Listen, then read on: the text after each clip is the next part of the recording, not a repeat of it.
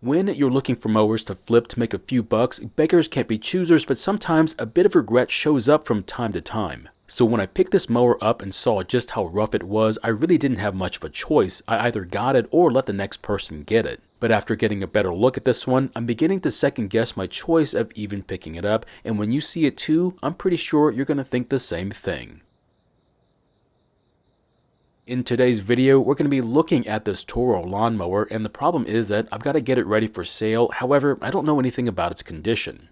Now, by the looks of it though, it's pretty safe to assume that this thing has not been used in a really long time. Now, I am going to try and repair this mower, but yours might be a little different, so this might not work on yours. So if things are not working out for you, like in this video, please ask about it. I'll be glad to answer your questions. Now, for those of you who don't know, I am very partial to this brand, and that's because of my history with it. But it's also because I really like how the self-propel system works on it, and that's because it's so natural. So what do I mean by that? Well, if you want the self-propel to work, all you have to do is walk. No turning a handle, no closing a grip, just walk, and the drive system works with you. Now, what's not working is the brake handle because, as you can see, it's wanting to lift the cable instead of moving the inner part of the cable. Now, a quick fix for this would be to spray some lubricant into the cable and try to work the handle, but this is not a guarantee. However, it couldn't hurt either. And since we've got our spray can of lubricant out, it wouldn't hurt to use it on the other end of the cable as well, along with the levers for the engine brake. Now that we've given the cable a healthy spray of lubricant, the handle is now moving a lot better with a lot less effort as well. So the next part we need to check is the oil level and its condition,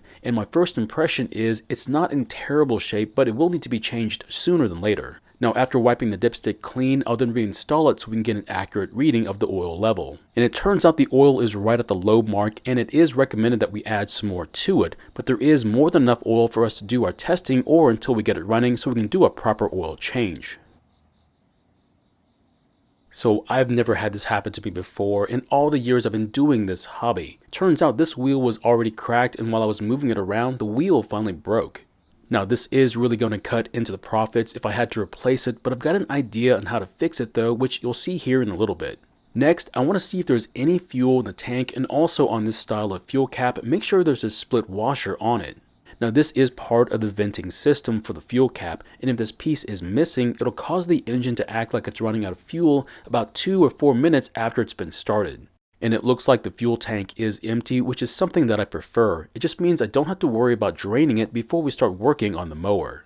Next, I want to take a look at what the underside of the mowing deck looks like, and to my surprise, it's pretty bad under here. So as you can see, there's a fair amount of grass buildup under the mowing deck, and on top of all that, there's a lot of dried lawn grass wrapped around the drive axle that'll need to be taken care of. Now, once I got the mower back on the ground, you can see just how bad that brake really was on that wheel. I'm not really sure why it was cracked, but more than likely the mower might have been dropped on its wheels a few times, probably during transport. Now, before I get too far into this project, I do want to give this mower a quick cleaning. However, once I got into it, I soon realized what kind of mess I really got myself into.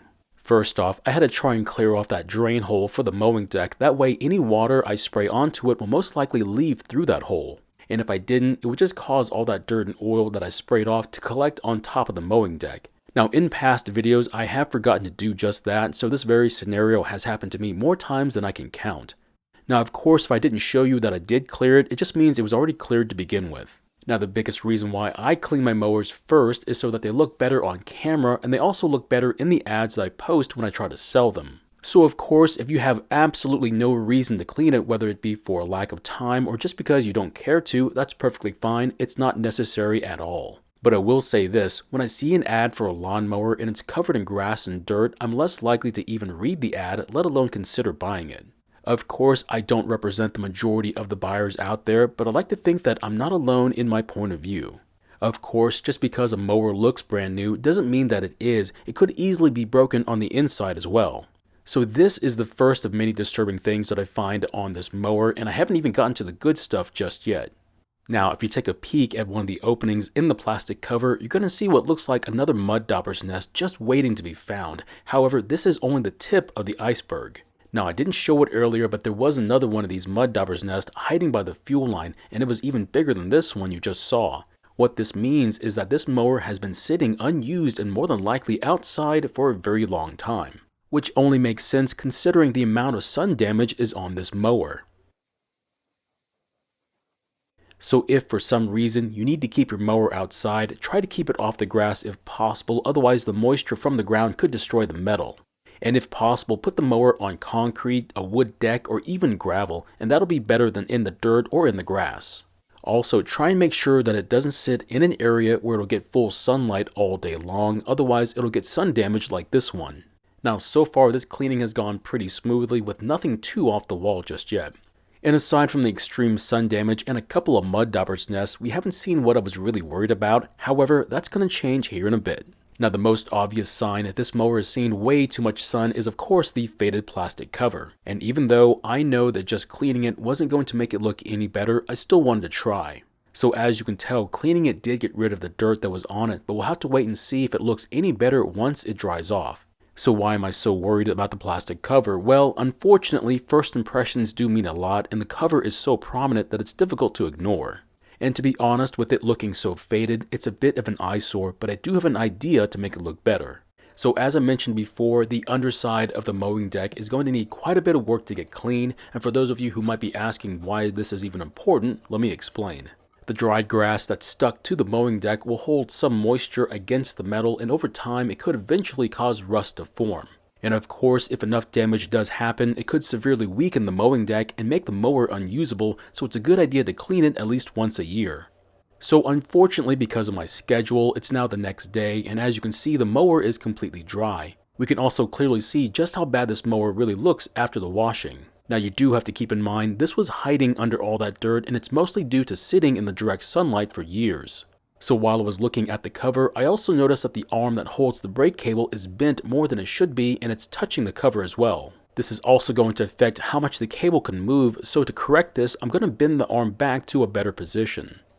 So as you can see, the cable is now able to move the lever a lot further than before. Next, I want to remove the cover so that we can continue cleaning the engine and also see just how many more mud dauber's nests we can find.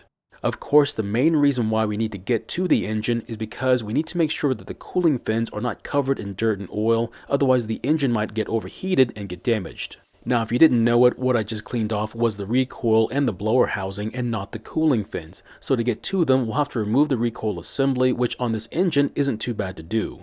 Now, could you get away with not doing what I'm doing? And the answer is, it depends. If you know your engine is leaking oil and dirt is collecting on it, then yes, doing this is a very good idea. However, if you don't mow a lot of bare areas in your yard and it's not leaking any oil, then sure, I can see you skipping this part. But since I don't know much about how this mower was used, then taking it down to the engine is a pretty good idea.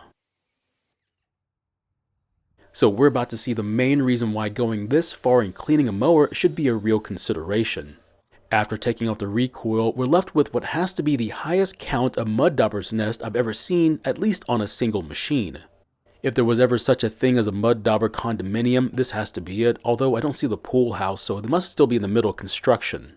Now, I did have someone ask me if there was a better benefit to going this far on cleaning a mower besides what I already stated. And the only thing I could guess was that the reasons I stated before were not good enough for them to even bother with, and they simply wanted a better reason. Now, was I a bit surprised by the request? Not really, and I don't have a problem answering that question either. So for this answer, I'm going to go straight to the pocketbook, and what I mean by that is that you could also use it as a selling point. And because of that fact, it's going to stand out from the rest of the sellers who don't even bother blowing the grass off the stuff they're selling. Now, will most buyers even care that you clean the entire mower from top to bottom? Not really. So if that's the case, then why even bother cleaning it then? Well, it's like buyers asking for the grass bag with a mower, even though they don't intend on using it. It's just another selling point for the mower, even though most never use it because it makes mowing that much more difficult, and yet people still ask for the grass bag. Now, while I'm here, I'm also going to check and see if the flywheel key is sheared, but after taking off the starter cup and seeing the key and the keyway in the crankshaft, you can see that the key is still lined up in the keyway.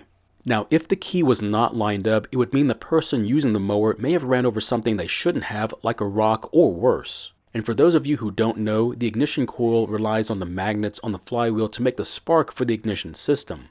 And if the key is sheared, it'll make the magnets pass by the coil sooner than it should, causing the spark to happen sooner than it's supposed to as well. The end result is an engine that's really tough to start, but if the key is sheared by a lot, this will cause the pull handle to be yanked right out of your hand. Now, I'm finally done cleaning everything that I want to, and it's time to start putting all this stuff back together and finally move on to bigger and better things. Of course, I want to come back around to that wheel that broke on us earlier, but what I'm going to do about it, some of you may not agree with. Now, to just replace a single wheel on this mower is pretty expensive, so getting a pair of front wheels would be the better option. But at about $20 for the set, that's going to really cut into the profits, so I'm going to go with plan B instead. Now, having a spare broken mower laying around sounds like junk, but what it really is free parts. So as you can see, I'm replacing the broken wheel with the drive wheel that looks a lot like the rear ones, however, it does have a different tire on it. Now, are most buyers even going to realize it? Probably not, but a wheel is a wheel and it looks pretty much like the rear ones. Unfortunately, the other front wheel was already from a different mower, so let's hope that's not enough to keep someone from buying it. Now, the paint looks great while it's wet, but when it's dry, it looks really dull and flat, so I'll have to do something about that later on. Unfortunately, this is where we have to leave the project for now, but in the next part, we're going to try and get the engine up and running, and hopefully we don't run into any surprises. And I hate to say this out loud, this mower project is going to go way further than I ever wanted it to, and in the end, I'm really going to question if I did go too far. And without spoiling it, you are going to get a glimpse of the major problem I come across in the next video. So my question is, how far would you go to make sure a mower is going to last? Would you take it as far as I did, or would you have stopped a long time ago? And to be honest, if you had said you would have stopped yesterday, I wouldn't blame you. Thank you for watching. I really do appreciate your time here. Please feel free to ask me any questions about this project or about your own projects, and I hope to see you in the next video.